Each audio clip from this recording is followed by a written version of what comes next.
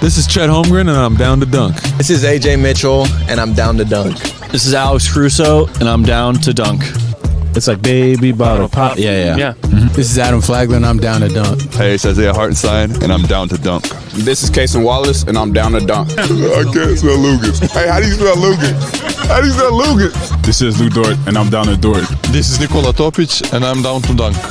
This is Dylan Jones, and I'm down to dunk. This is Isaiah Joe, and I'm down to dunk. And there's probably like 50 to 75 Beanie Babies. Give me like your top 3 Pokemon. Bro, I can't even name. This is Jay Will, and I'm down to dunk. Sometimes the way his brain works is it leaves a lot to be desired. This is Kenrich Williams, and I'm down to dunk. Charmander. Charmander. Or you're more of a Charmeleon guy.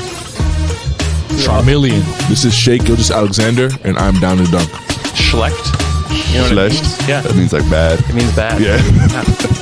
Yeah, that's me. Well, it was a good interview, so it wasn't bad. J-Dub, year 3, and I'm down to dunk for the 3rd time. Thank you.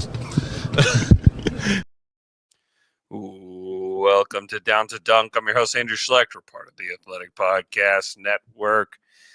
Before I get to my friend Michele Berra, I want to tell you about 2 other friends of mine who I know are just happy as they can be this morning after a big Sooner victory. Aaron and Drew Reese of Shelter Insurance. Contact Aaron 405-773-5500 or Drew 405-478-7714.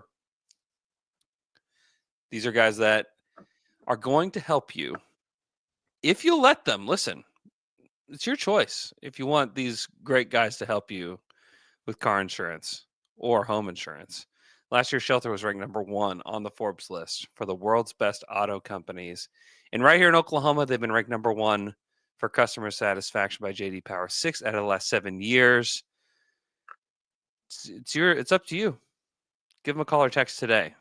These are great guys that you can trust, and guys that I know are riding high this morning off a huge Sooner football victory. So support the people that support Down to Dunk, and give Aaron or Drew Reese a call today.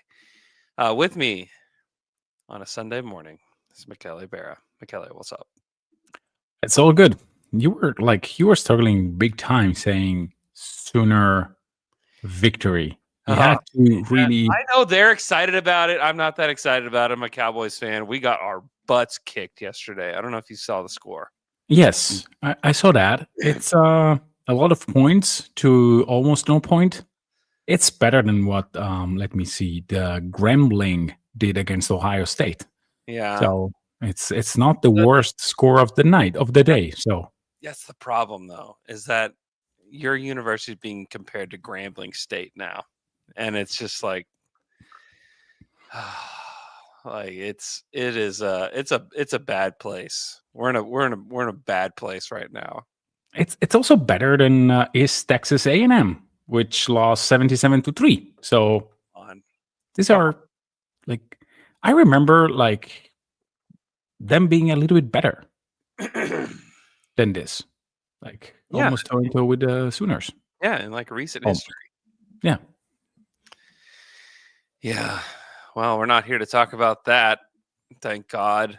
We're going to talk about the 2020. I have no idea about what I'm talking about, by the way. I mean, no, you sound accurate in what you're saying. I'm just reading box scores. My only experience with college football is the 6 months I spent at Purdue, where I was high-fiving guys saying, boiler up! And that's basically it. I saw like glimpses of games, but that's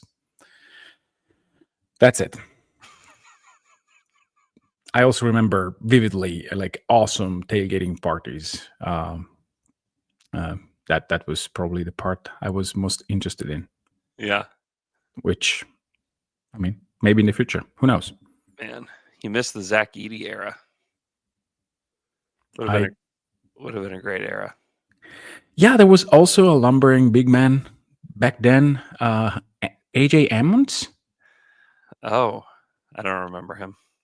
Yeah, I even met him on a bus. Yeah, he was very tall. AJ, what's the last name? AJ Hammonds, something like this. Oh, Hammonds. Yes. He had a cup of coffee with the Mavs. Yeah, it was not that bad. Yeah. Was he undrafted or very late second round pick? I would guess he was undrafted. Yeah. I'm just looking on Getty Images because that's just what I have pulled up. AJ Hammonds, 2016-17 Dallas Mavericks. He had the 46th overall pick. Yeah. Late second rounder. Yeah. He was good in college. Good like 15 and a half, 7.5, something like this. Wow. Yeah. I watched like a couple of games live. Nice player. That's fun. But not on Edie's level. Not many are. Yeah. Many are. We're going to redraft the 2023 draft. A lot of people ask the question, where does Cason Wallace fall in this draft? And we kind of like go through it really quickly. But Michele and I, this is a draft that we really dug into. Mm-hmm. So one, it's just kind of fun to look back at these guys and think about what we thought prior to the draft about all these players. But I also just want to like really see what we think. Like where is he in this class? I think he's high up. Mm-hmm. Like certainly higher than 10, but I think it's worth kind of going back through. We'll just go back and forth making picks. We don't even have to talk about the number one pick. Spurs, good job. You took Victor Wembanyama. Yeah. 7'5" center. Yeah. Good job. Number 2, yes. I'll let you have the second pick, and we'll pick for these teams. So like we'll go back in time. No, come on, don't say that. What would it have been like for this particular team to take somebody else, or did they pick the right player? We'll start with the Charlotte Hornets at number 2. I will allow you to have the second pick overall.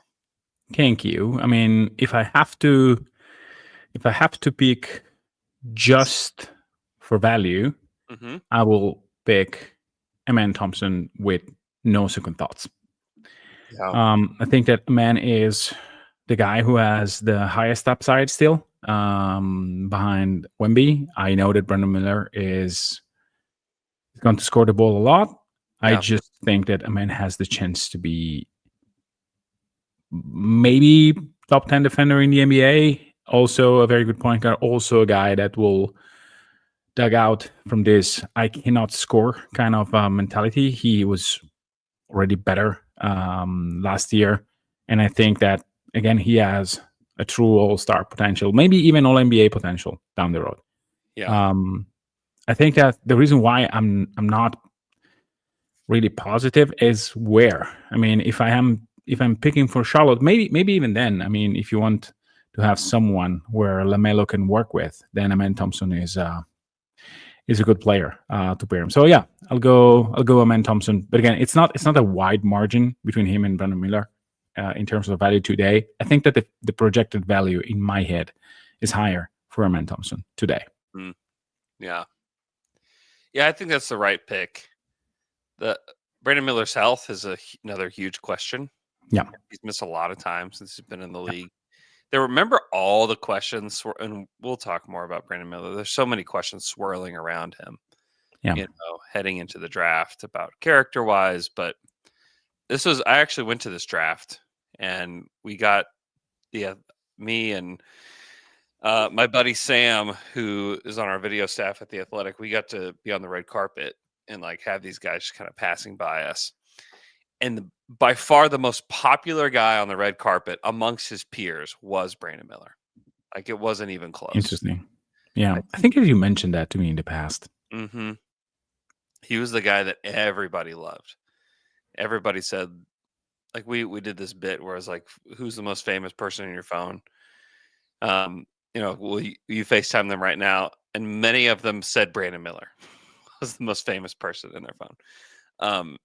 So yeah, that was interesting. Also, the Thompson twins, they were passing by me with like somebody with the NBA was like ushering them off the red carpet and somewhere. And I like grabbed the person with the NBA and I said, "Hey, which one which one's Amen? Which one's Asar? And they looked at me and they said, I have no idea. Yeah, they are extremely identical. Yeah. Yeah. It's a great pick. It's the right pick. I mean, just defensively, it just changes so much just to have one of those guys on your team. And especially and it gives you a baseline that frankly the Hornets just don't have at all at this point in time. And so to have somebody that's a worker like that too, I think that just changes. It's like starts to change your culture a little bit. Yeah, and if we want to make it a little bit Thunder related, I think that this is how Houston becomes a real threat in the West. Yeah, Because KD is obviously still a great scorer. I think that Şengün is clearly a very good player.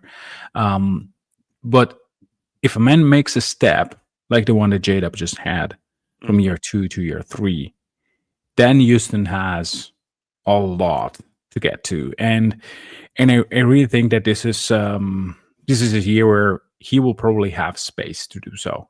Because I mean what Houston had to give up to get KD also frees up a little bit of space for, well, not a little bit, a bit of space for a man to just take more usage, because Brooks and Green, they were high usage, low efficiency, well, semi-low for Brooks, but high usage guys. And so if you remove them with a guy that can just be your finalizer in KD, there's a lot of room for him to just blossom into more of a player that gets on the ball. Yeah. Yeah, I like that. I like that a lot. Okay. And the reason he fell is just because they just couldn't shoot. Yeah. And also, like, playing for overtime elite. Yeah. They went 4 and 5 in the draft. So it's not like anything was like, oh my gosh, killed their careers or something. But had they like played for North Carolina or Duke or somebody else, or even the Ignite. Yeah. I mean, it was helpful to Scoot to play for the Ignite. Yeah. If they played for anybody besides overtime elite, it just seems so funny that they played for OTE. Looking back at it,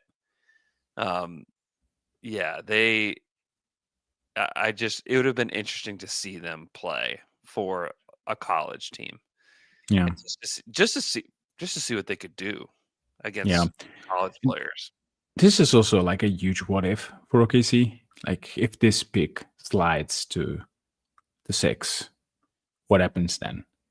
Because I think that probably Presti would have traded quite a lot to get to one of the two. Yeah, that is really interesting. Like, what would they have given up, to get one of the Thompson twins? I think is a good question. Yeah. Yeah. And still the shooting is a question. Yeah. We saw it with Giddey. And this it's a different question. They're obviously very different players just because the defense is just vastly different.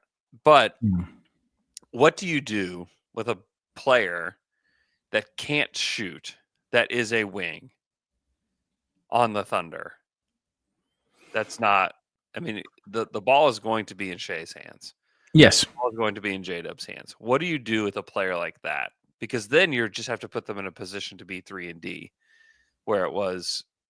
Now with the Amen, it wouldn't be like, hey, it's not your 2 worst skills. It's one of your very best skills paired with your worst skill. Yeah. But for Giddey, it was like, here's the 2 worst things you do. We're going to ask you to do both of them exclusively. Yeah, exactly. And I think that it would have been like a different type of setup for OKC. I just wonder if with 4 guys that can legit space the floor, if you can survive with a man. Of course, you cannot with Hartenstein, Annam, and Thompson, but it's not that different. You probably play a man as your 4. defensively, and he's a great rebounder for his size. Again, you said it perfectly. I mean, the thing that didn't work with Giddy was not just the lack of spacing, which again, if you use a guy like a man to just be in the corner, then you're missing out. You really need to put him into screen and rolls and stuff like that. You need to play him on the ball a little bit more. Put him in the double spot. They do that stuff with Cason. He'd probably play like a similar offensive role to Cason. Yeah, but with the fact that he's like 4 inches taller. Yeah. Which is the key here. They are as tall as Giddy, unbelievable athletes and defenders, and yes, terrible shooters, both of them.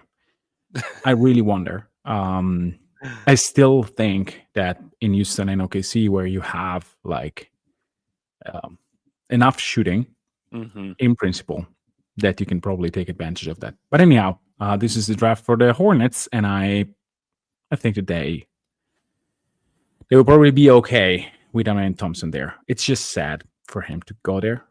I like him best where he's at right now, because he has chances to really go to the playoffs and just be on the spotlight. But hey, send him to the Eastern Conference, man. Yeah, still doesn't make a difference. It's sad. It is sad. Yeah. Okay, were you picking for the Blazers, who took Scoot Henderson at number 3? I will not take Scoot. I will take Brandon Miller here. Yeah, easy peasy. Yeah, there's not a huge debate here. He just needs to stay healthy. But it was not the wrong pick to take him for the Hornets. We've been dogging a little bit here. But, I mean, his rookie season, he was 17, 4, and 2.5 assists. Almost a steal and half a block a game. I mean, last year he only played 27 games, but in those 27 games, he took almost 11 threes a game. Yeah. Like, that's something that I'm like, oh, like, I love that. I love that for him. If he can continue to just get as many threes up as possible. And in those 27 games, he has 21, 5, and 3.5 assists with a steal and almost a block a game. So, like, that's real production from a guy who is still pretty young. I think he's 22. He'll turn 23 early on in the season, but like that's a really quality production. Now, what does that look like on a good team? I don't know the answer to that.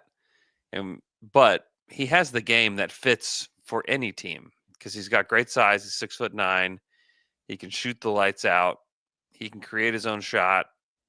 There's just a ton to like. Like, he fits the mold of a all-star wing. Yeah. And there's a chance that, I mean, everybody loves Amen right now, but there is a extremely realistic chance that this guy is just flat out better than either of the Thompson twins, just because of the fact that he can take 10 threes a game. Yeah. And the value that provides to a franchise is massive. And so as much as we gushed about Amen and like who he is and the stuff that he can do, Brandon Miller could be the best player on a team. I mean, he could flat out be the best player for a team. The guy, if he's 26, like, what is it? A 26-year-old Brandon Miller who, one, can stay healthy, which is a question. But like, that guy could be 25, 26 points a game. Like, that's far-fetched. So yeah, he will be an interesting one he needs to have a really good year, and maybe it won't be that interesting when it comes to his extension. They'll just give him the max and move forward. But he is an interesting one, I think, moving forward. Like, what happens with Brandon Miller? But I do think that they made the right pick, and the Blazers would love to have a guy like Brandon Miller at this point. I think so. And again, to me, the margin is not wide between him and Amen. I think that maybe it's recency bias. Maybe it's we didn't see enough of Brandon Miller in year 2. Maybe it's a combination of both. I really think that both guys have a chance to be all-stars for sure, but also maybe a little bit better than that, especially if Brandon Miller continues to be hot from 3 in terms of volume and improves the percentage to like, hey, 10 threes at 38%. That is that is ballistic, and that is an all-star in the Eastern Conference, probably next year if he does that. Mm-hmm. So great pick for the Blazers, and here probably the real draft starts, because you have, I mean, if you look at the rest of the top 10, there is no clear choice to me. No. On Tell me when you start thinking about Cason Wallace. This seems high, 4 seems high, but I mean, let's read out loud the name of the player. Scoot Henderson would be okay as a pick for the Rockets, I think. They have a similar version of him in Van Vliet, like tiny point guard, not so tiny. Scoot is more physical than him. Then there is Osar Thompson. Then, I mean, Anthony Black, hell no. Koulibaly, no. Jarvis Walker, I don't think so. Taylor Hendricks, who knows how it comes back.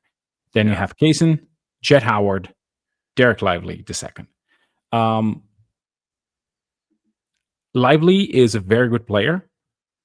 I am not sure I am buying this upside without a genius like Luka on the ball. We'll see. We'll see soon enough. Yep. So to me, it's between Scoot, Osar, and probably Cason over here. I think that you can still bet on Scoot Henderson finding his footing, his real footing in the league, which right now it's not the case. I mean, he's not bad by any means, but he's also not a guy that was advertised. I mean, he is upping his efficiency. Close. Not even close. Yeah. Let's talk about the good things. He is improving his overall field goal percentage. He is improving his 3-point percentage. He's almost 36%. So he's getting better at a few things.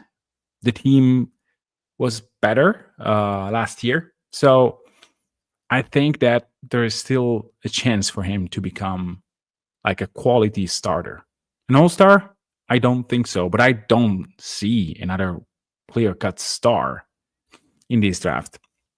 Yeah. So probably the right pick here is to go Scoot Henderson, and just bank on the fact that this guy had a rough first year in the NBA. He's not finding himself as of today in a role that was designed for him, like being this athletic nuclear point guard.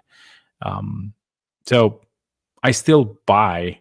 I would still buy the upside of Scoot Henderson above probably guys that, if everything goes well, and maybe Osar is the exception, if everything goes well, you have like a great starter. But I fail to see, I'm not sure I see another all-star to be picked here. Unless you're like Nick Smith Jr., but Yeah. I mean, the Scoot stuff is so weird. It is so weird. He didn't even start. He started 10 games. Yeah. 66 this last year for the Blazers. Yeah. I mean, he averaged 12 points on 10 shots. Fine. Yes. It is extremely weird. Less minutes in his sophomore season than his rookie season per game. Yeah. Very but better often. minutes, maybe. Sure, he's playing on a not very good Blazers team. Like they were better, but that's not a good team. Yeah. And the guy that you pick third overall, who has a tremendous amount of hype around him. Yeah. Like everybody thought he was going number 2. Yeah. And now, there were talks about like New Orleans trying to trade everything for this guy. They dodged. Hey, they did it like 2 years later. Great job. Yeah. It is weird. It is straight up weird. Yeah. And there's a chance that we get 4 or 5 years down the road and Scoot Henderson is just like a rotation player. Yeah. And like that's what he is. And we talk about how, if you just don't look at the draft position, like it's kind of nice to have Scoot Henderson on your team. Like that becomes the conversation around a guy that was supposed to be like the starter. I mean, they moved Damian Lillard because of him. Yeah.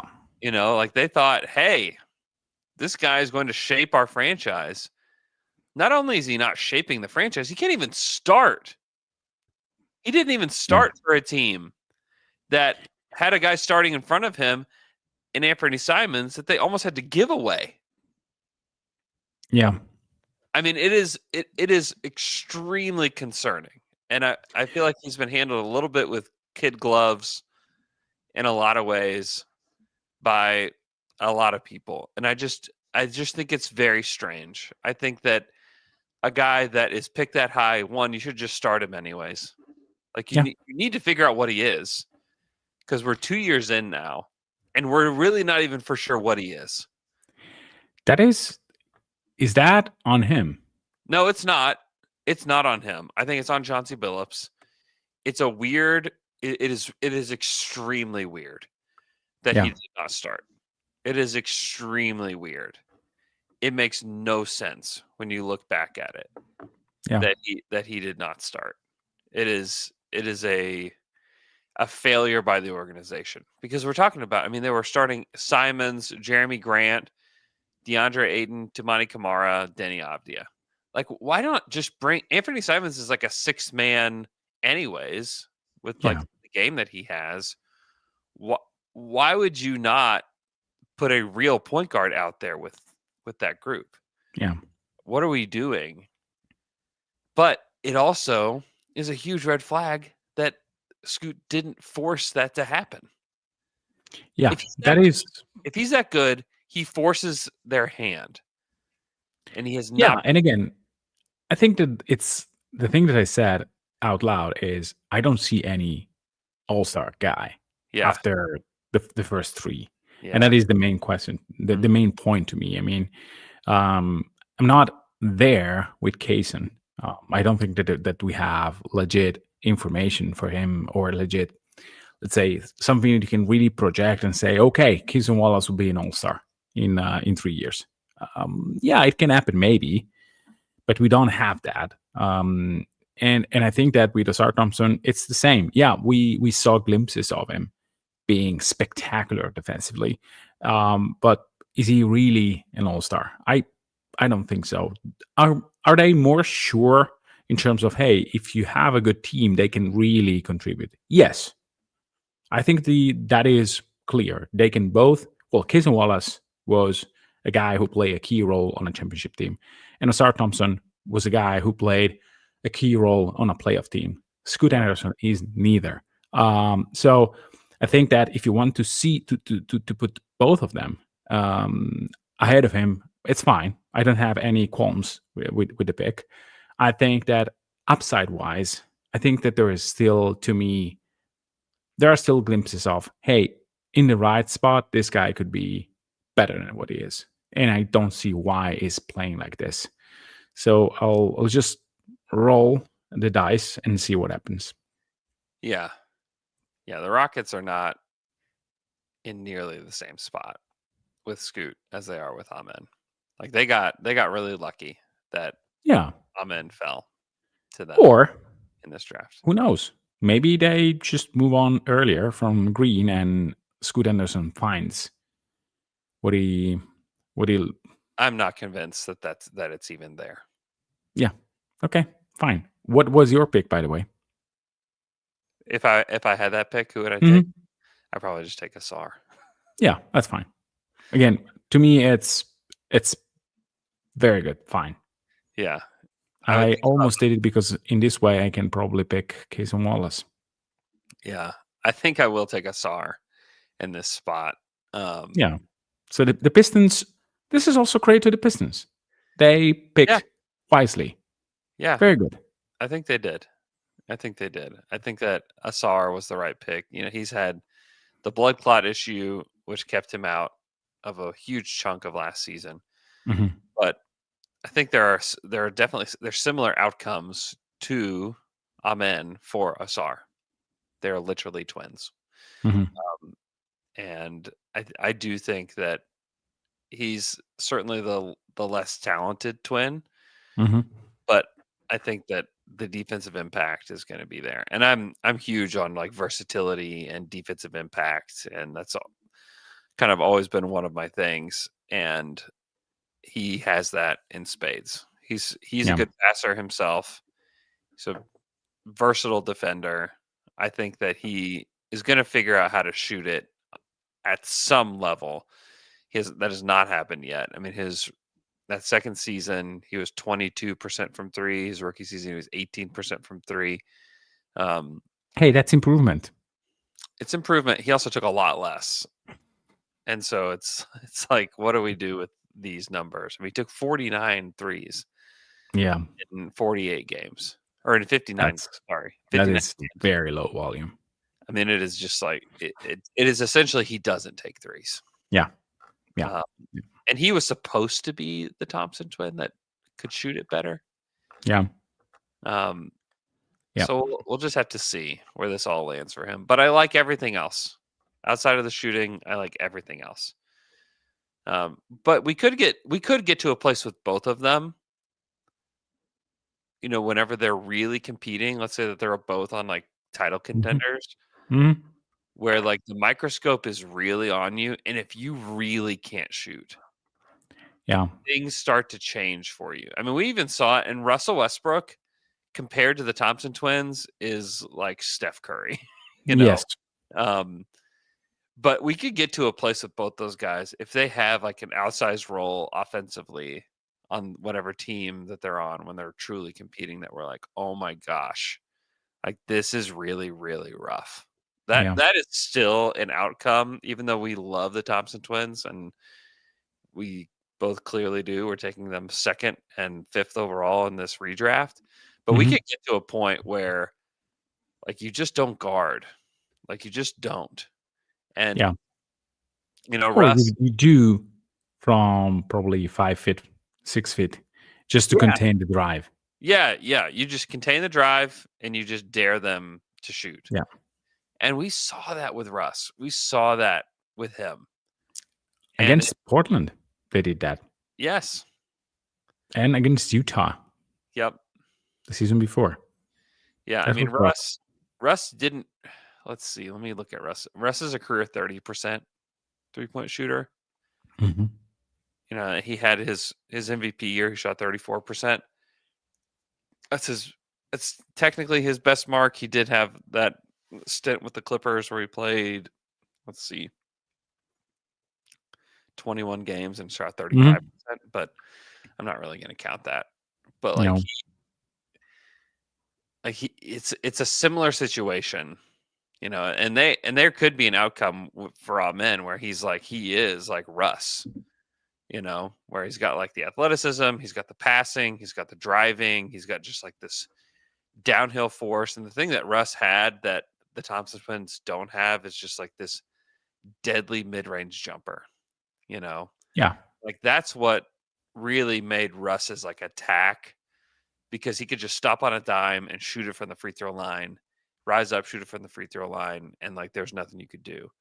Like they need to have something like that in their bag, because it can't just be the drive, because it was never just the drive for Russ. Yeah, and because it wasn't, he was MVP one year and he won the scoring title that year. He was first team All NBA. I mean, this was reached very high highs, and you know, Amen and Asar need to have something else in their bag to get to that, to get to like an all-star type of level. Yeah, I agree. So, Magic here.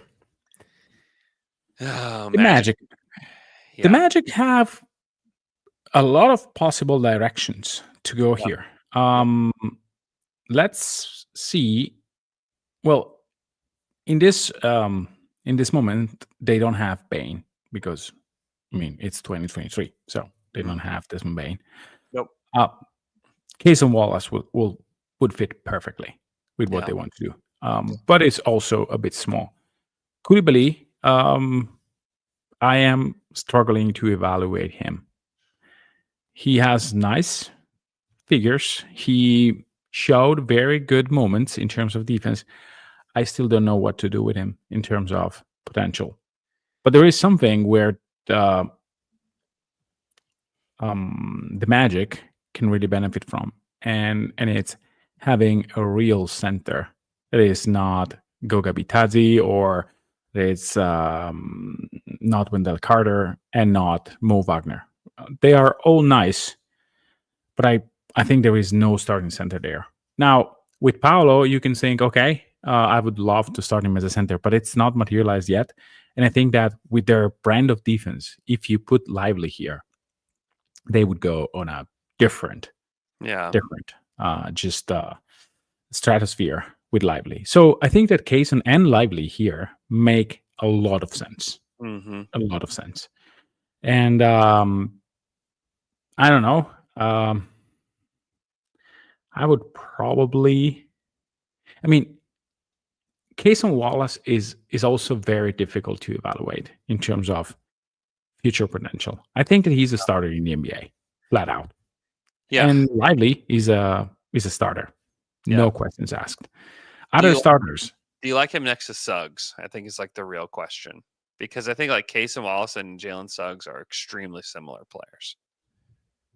Yeah, Cason is a better shooter than Suggs, I think. Slightly, maybe. And better off ball than Suggs. Yeah, so you can really have Suggs on the ball. Point is, can you imagine that point of attack defense with these two? Yes, I've seen it. Yeah. Not with those two, but I've seen it on the Thunder. Yeah, exactly. That gives you a lot. But also, we have seen what a defender, like a rim defender, like Chet, can do to the opponents. And Lively is a very good defender. Like, if he can stay healthy, which is a big if, he can change the geometry of the court. I mean, he did that to Shea. Yeah, he was really good. So I'm really torn here. I kind of want to pick Lively, because then the Pacers can have Cason and it's perfect. So I would do that. I will draft Lively for the Magic. But it's, again, to me, it's close. I don't see any other possible choices. Any other possible choice. I mean, Grady Dick is probably a low-level starter right now. Jordan Hawkins, no. Other guys that I thought about, Jaime Jaquez. Yeah. But here, no. We discussed off the pod about Podziemski. I am not there yet with him. I think that he has the Warriors boost. And I mean, Cason Wallace with the Warriors would be amazing, I think. So yeah, let's go Lively. But again, it's toe and toe with Cason Wallace. I think that if you pick Cason Wallace here, very good. Mm-hmm. Okay, let's take a quick break and we'll come back and we will talk about what the Pacers do at number 7.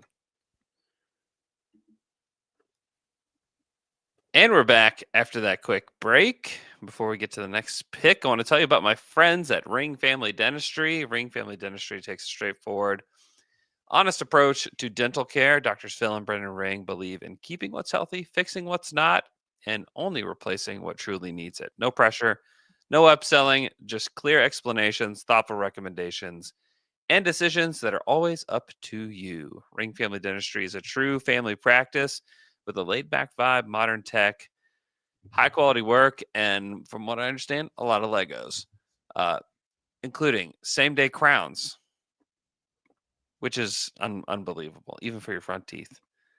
Plus implants, bridges, root canals, and clear aligner therapy, all offered in-house. That is like the pitch here, is all that's offered in-house. It saves you time, probably saves you money. It's a great deal at Ring Family Dentistry. Give them a call, 405-621-1555, or make an appointment online at ringfamilydentistry.com.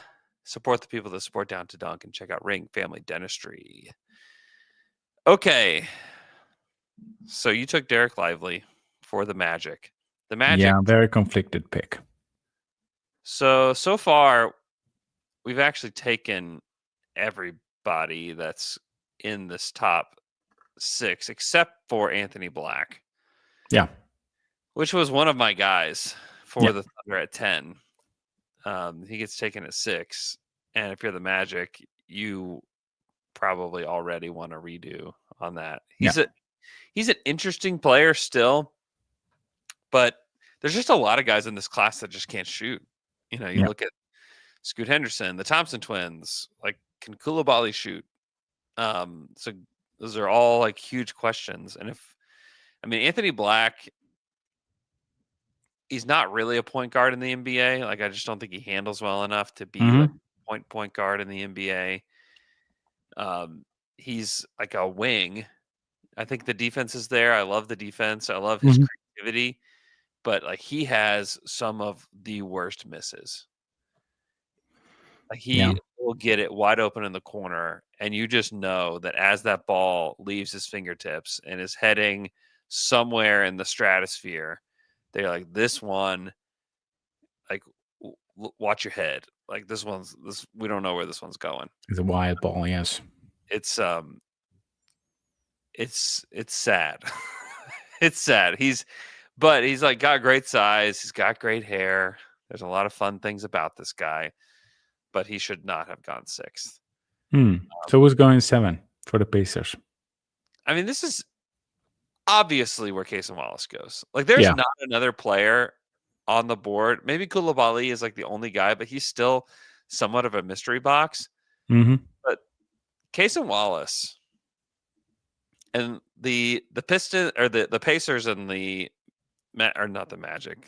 I'm thinking about just magical things. The Wizards swap places on draft night, but I think if you redo this, the Pacers just take Cason Wallace.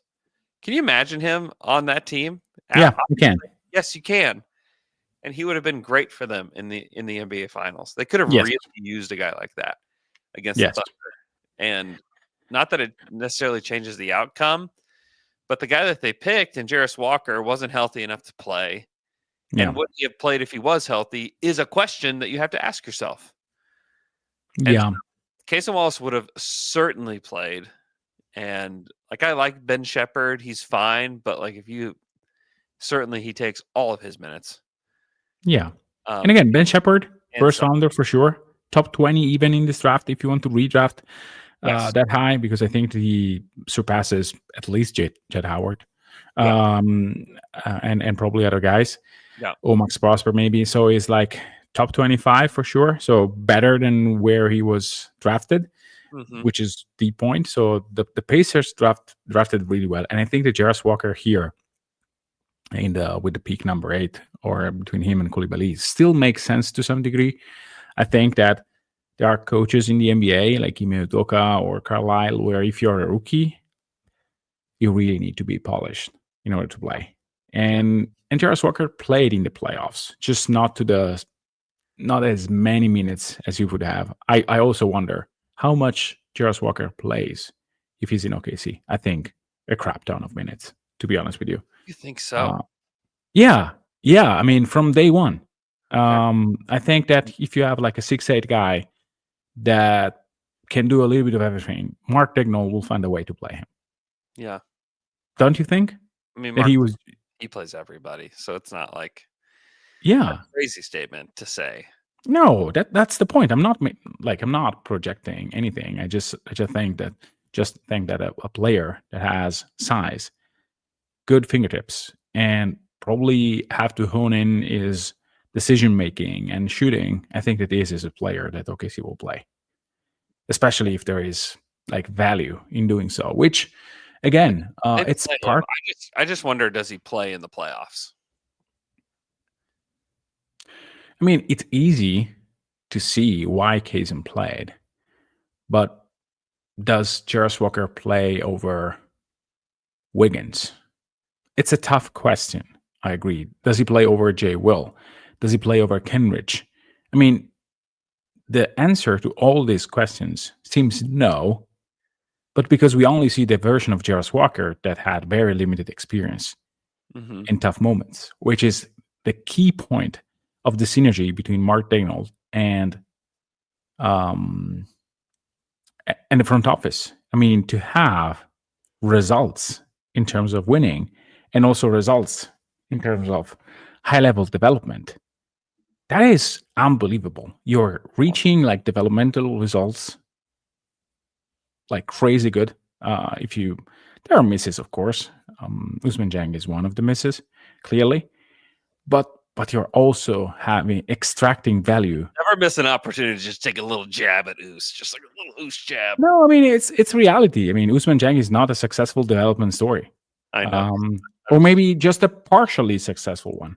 Yeah, I would say. I think that, let's put it this way. I think that Usman Jang's value decreased last year. Oh, there's no question. I mean, it's decreased ever since you drove the car off the lot. Yeah. So who do we pick here for the Wizards? I think that we can stay with Bilal. To be honest, it's a nice pick. I'm not ready to take. I thought you were about to take Jarris Walker. No, Jarris Walker is nice, but I mean, there is a little bit of concern in my head still. So, and Bilal, I think that for the Wizards, good pick. He can probably play a lot and lose a lot, and by year 3 or 4, you can have a great player. Mm-hmm. I think that it's a good choice. Yeah. Just to dial back to Cason. Cason played the exact same amount of minutes that Isaiah Hartenstein did in the playoffs, and was 21 years old. Do you want to bump him up? We don't need to bump him up. I'm just talking like I just want to just give him a little bit more credit, because I just think that he is not a super polished player yet. Like, he is not close to where he's going to be. Yeah. The reason that he plays is because he has elite hands and feet on defense. Yeah. And J-Dub talked about this on a podcast recently. But he has elite instincts. Like, he's a guy that you can throw out there. Defensively, you give him like some scheme assignments, and then he's just going to go. Yeah. And that to me is worth a lot. And the fact that he didn't shoot it super well, and it wasn't at a super high volume in the playoffs, but like shoots it well enough you have to guard him, and he's going to have some good games here and there shooting the rock. But defensively, he is clearly a player that they just really trust. Yeah. He was around 50 minutes away from playing the same amount that Alex Caruso did, in the playoffs. Like, this is a guy that out the gate, like, they trust him. And they played him, 200 more minutes than Aaron Wiggins. They played him 300 more minutes than Isaiah Joe. I mean, that's where he is already. And those are playoff minutes. There's not many 21-year-olds that you could pick in this draft that would play that much. I mean, outside, I think Scoot Henderson is a guy that you probably can't play that much in the playoffs. Oh, you can't play him, period. Yeah, probably. I mean, if we're talking about like guys like if you just, but this version of him, which is I know that we are trying to do an exercise where, or at least I am doing the exercise of saying, okay, I see only one development path that already happened, which I am basing my decision on. I need to think a little bit more of, hey, would this player work? Would this player be developed in the same way?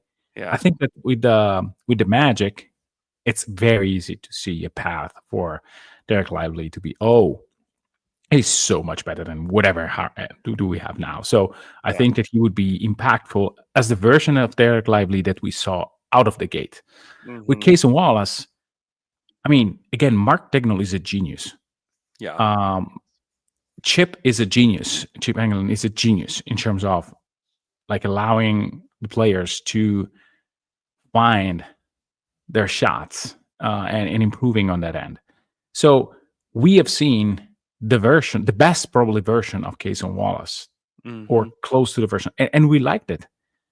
Yeah. But I still think, okay, my point on Jarris Walker is we were both very high on Jarris Walker.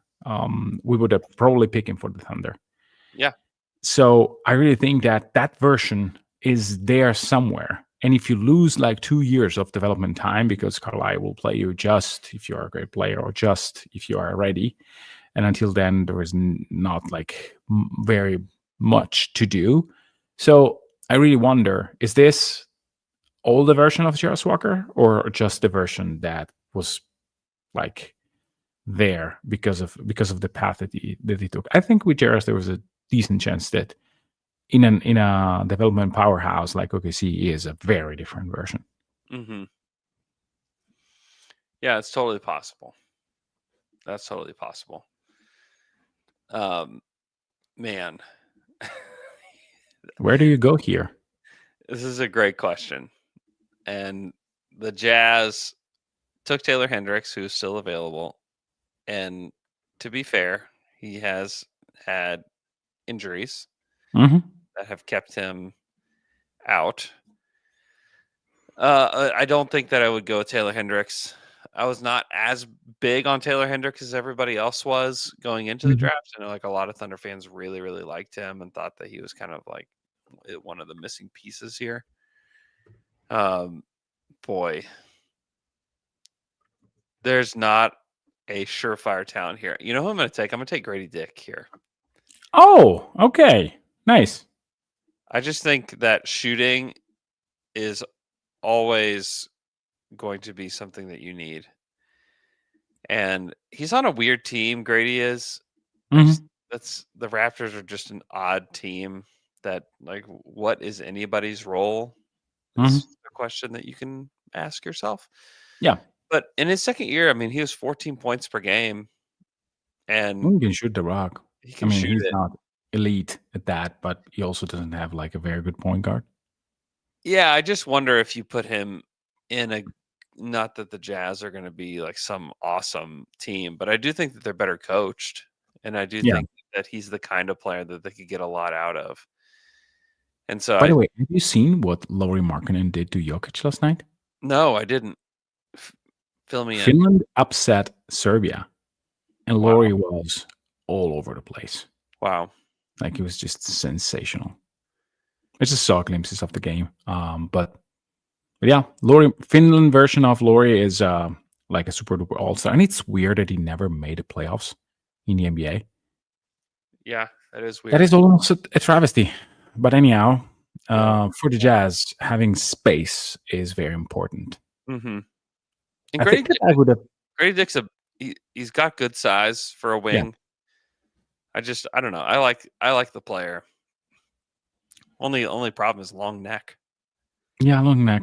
But it's still like not disturbingly long, and also like shoulders are still 6'7", so that's fine. Mm-hmm. And they'll love him in Utah. Yeah, possibly. Yes. Where should I go next? Who's speaking here? Oh boy.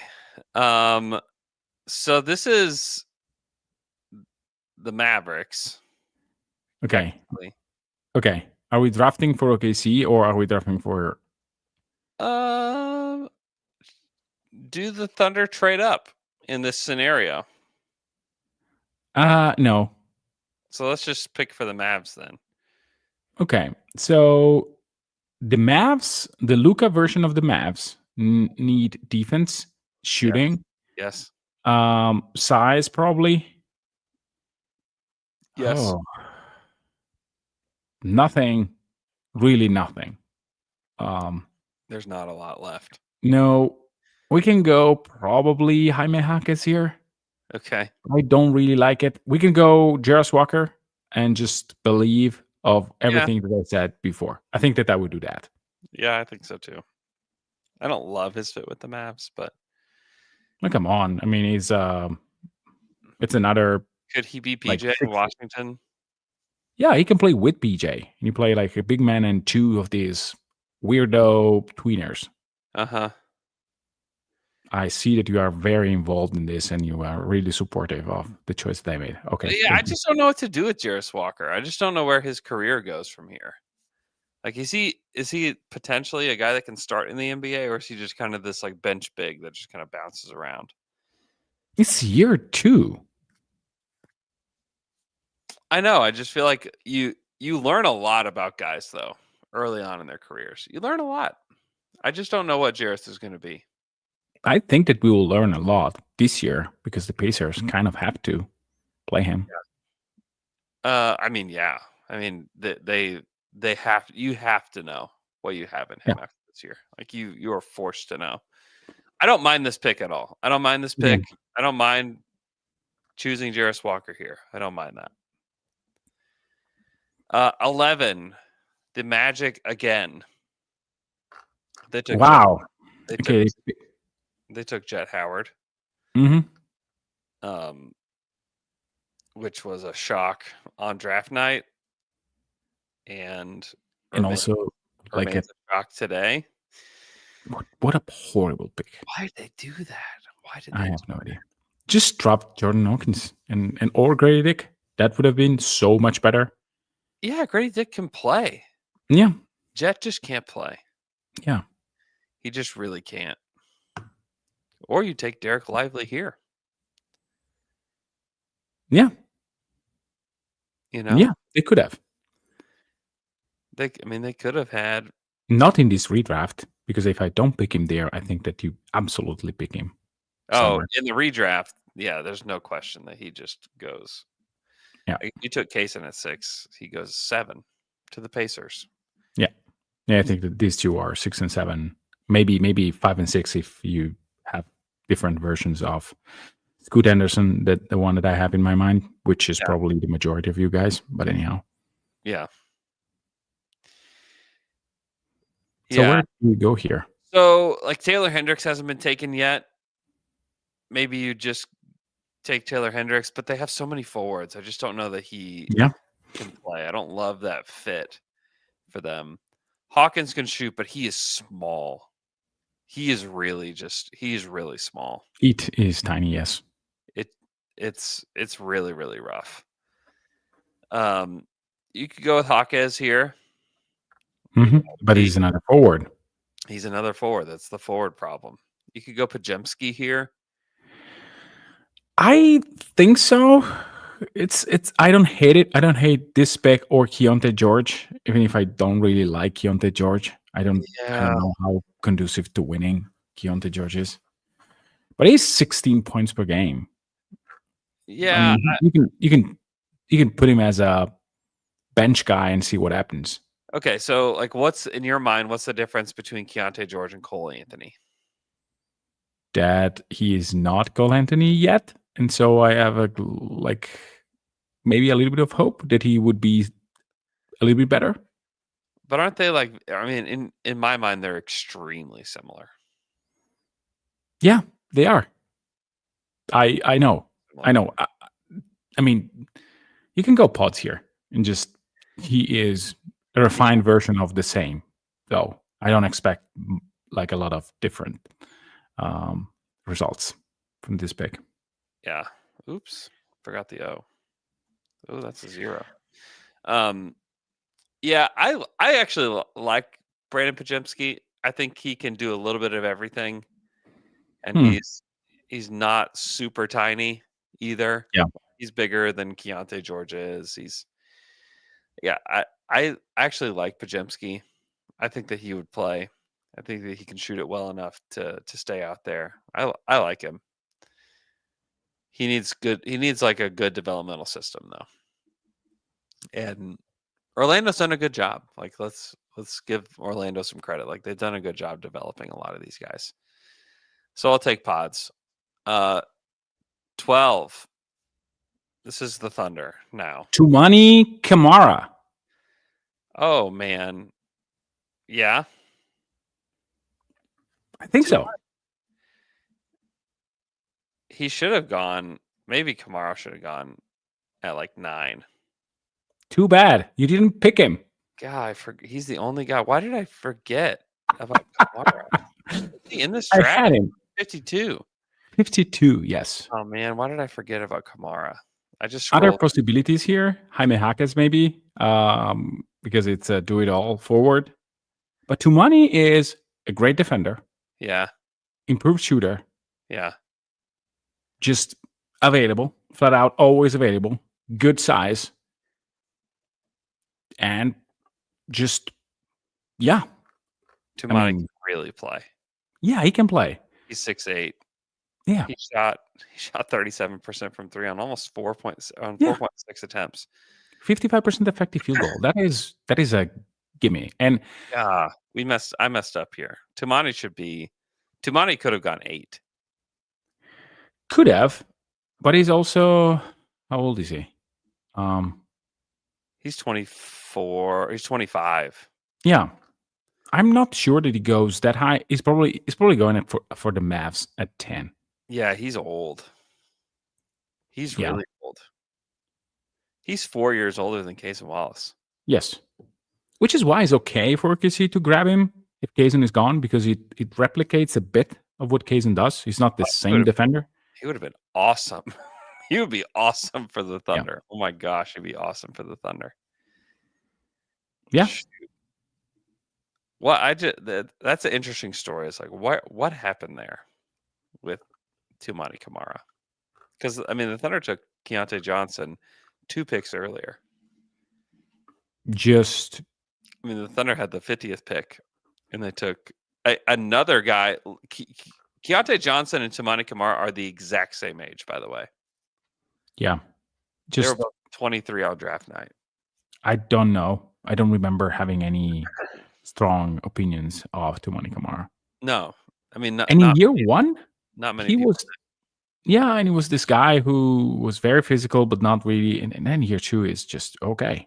He can play flat out. Yeah, I mean, he played for anybody. Yeah, that's that's an interesting story. It's like, what happened there? Mm. Also, like, why did the Thunder take Keontae Johnson? Is another question I would have, because they were willing to take an old guy at that spot. Yeah, Jalen Wilson went a pick later, and Jalen's looked pretty good for the Nets. And then Tumani at 52. I mean, that's not that. I mean, we're talking about picking the 50s. Like, who really cares? Mm-hmm. But like, Tumani does deserve to be this high.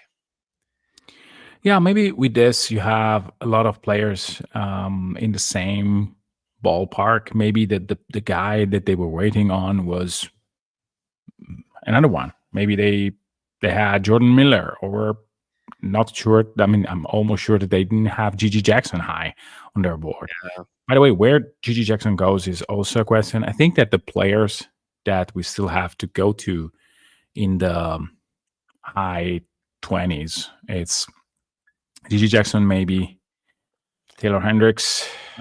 Gigi, I just will not take Gigi. He's not. Yeah, but still, I mean, someone would pick him. Maybe. After what he showed? Yeah, maybe. He didn't play for like the Pelicans or the Hornets. He was kind of into Memphis. But yeah, I agree. Someone would pick him.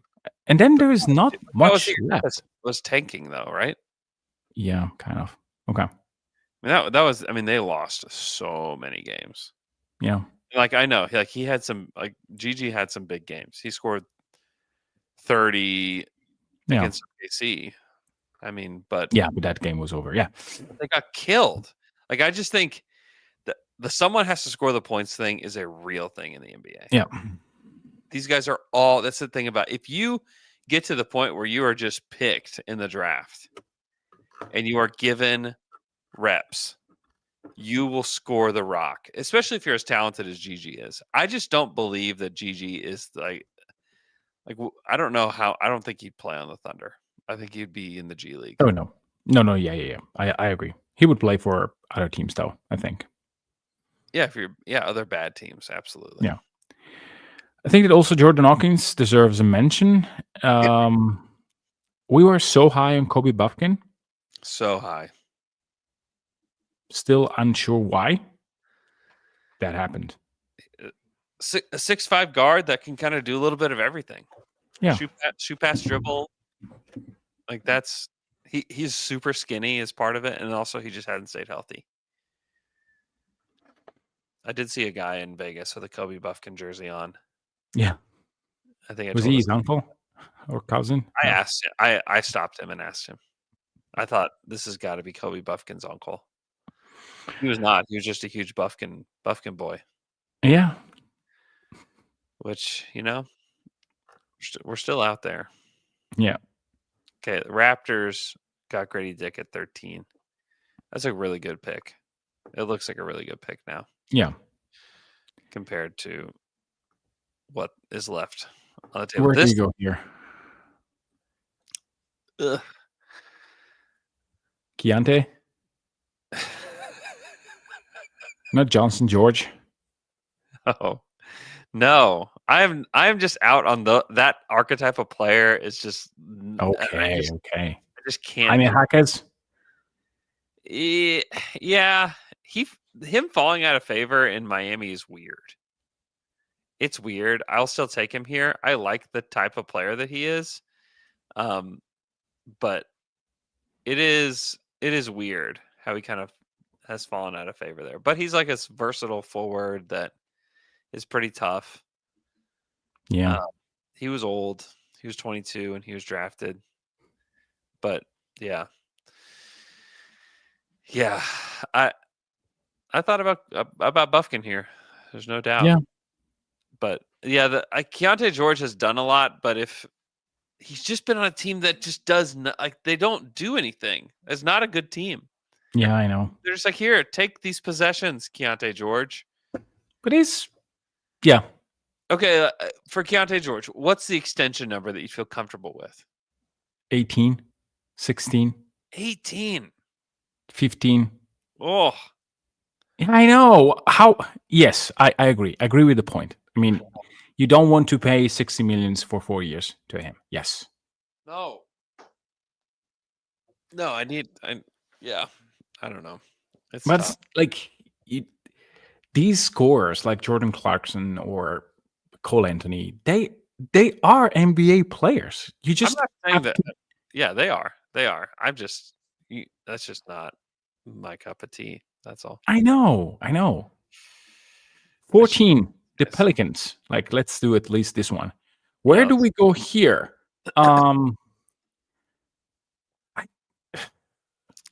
Jordan Hawkins was a good pick for them. You can't go Anthony Black here. You probably go Hendricks. Yeah, Hendricks or Anthony Black. Like, Anthony Black deserves another mention. Like, but he doesn't shoot, and you already have guys that don't shoot on this team. Yeah, that's true. You already got Herb Jones, who's going to play a huge for you. It's Hendricks. It's Hendricks or a guy or Ryan Rupert. God, remember we thought the Thunder were going to take Rupert at 12. I was so scared. Yeah. Okay, I think that makes sense. Okay, guys that did not go, that we did not take. Jordan Hawkins, who went 14th, was in the letter. Jet Howard went 11th. Yeah. In this draft. Anthony Black went 6th and did not get taken. Yeah. That's probably a little bit unfair. Probably the Raptors could have gotten him. Yeah, maybe so. Still. Yeah, it's not. I mean, is the outcome so different for the Raptors if they take Jaime Jaquez over him? No, it's not. This is a bad draft looking back at it as far as depth goes, because after you get past like the guys that you could take next, like Keontae George, and then who else is just talented? Like Ben Shepherd. Ben Shepherd is a guy that would go next. Strother is kind of he's a bench guy. Yeah. You look at the second, like Andre Jackson, like this. Maxwell Lewis, Rupert, GG Jackson. Like this is probably where you can Jalen Wilson maybe. Yeah, Jalen Wilson moves up, but like this is a rough one because it's like Hutch Cafino was just like, oh no, you're out of here. I don't even like the Lakers taking him at 17 was wild back then, but it is really bad now. Yeah, Cam Whitmore went 20th. Again, not my cup of tea, not my kind of player. Yeah, volume score that's inefficient. A guy that plays like he's your star, but there's no chance he's your star. kind of guy. Yeah. Like I just don't like those guys. I wouldn't take those guys. Yeah.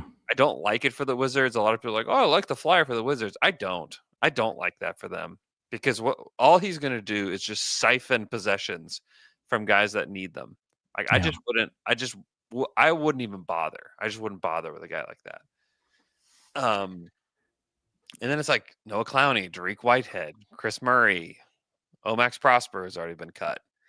Yeah. Marcus Sasser, Nick Yeah, Smith. Chris Murray, fine, but also 22% from 3, 25% from I'm 3. saying he hasn't shot it yet. He just hasn't been able to shoot it. Yeah. Sensabaugh, also not my kind of guy. Kobe Brown for the Clippers. Blah. Jackson Davis, but yeah, just because he's in the Warriors. Otherwise, he wouldn't play probably. Yeah. Yeah. Do you remember how high people were on CDC Soko? Oh, yeah. I was hoping the Thunder would take him so we could make the Oklahoma City shirt. That's bad. That is bad even for Fred standards. Oklahoma SIDUY. You tell me you would not wear an Oklahoma City shirt. Come on. I would probably put that on. Especially now that we know that he's just not very good. Yeah. It's almost better. It's kind of like our Slob Wizard shirts that we know that like it did not work out with Josh here. Yeah. Like I saw a picture of Luke wearing the Slob Wizard shirt on his birthday. So That's amazing. That takes commitment. it does. It's true commitment. Okay, just to recap our redraft. Wemby number 1, Amen number 2, Brandon Miller 3, Scoot 4, Asar 5, Derek Lively 6. Cason went 7th in this redraft. Koulibaly 8, Grady Dick 9, Jarris Walker 10, Pajemski 11, Tamani Kamara 12, Jaime Jaquez 13, and Taylor Hendricks 14. I think that makes sense. Yeah, I think that Anthony Black should be a top 15 guy. He can be 15th. We'll put Anthony Black 15th. He's just hard. It's just hard to play to have a player that is like not a crazy athlete like the Thompson twins are. Yeah, but he played 80 games for a team that was very good. Like 25 minutes per game. That is. Maybe we can just put him in here instead of Pods.